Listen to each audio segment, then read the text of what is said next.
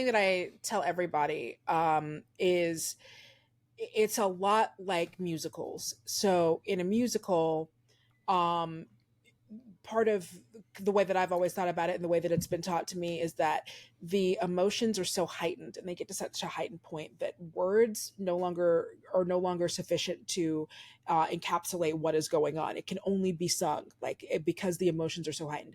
And that's kind of what wrestling is, except it's hitting someone in the chair with a chair. You know what I mean? Like that's but it is a lot like that. In fact, the Royal Rumble is basically just cats. It's just a bunch of dudes coming out, doing their stuff, leaving. Um, No, that's perfect. That's perfect. It's perfect. and so a lot of it, there's kind of a cultural osmosis that you get about a lot of wrestling.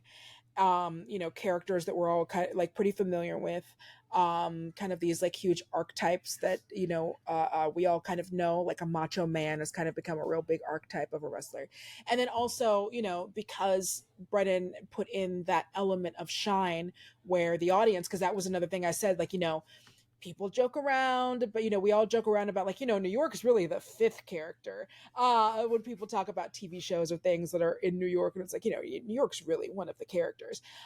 But the audience really does have such a sway and pull in wrestling. It really is like a back and forth between there, and sometimes it's obnoxious and sometimes it's great.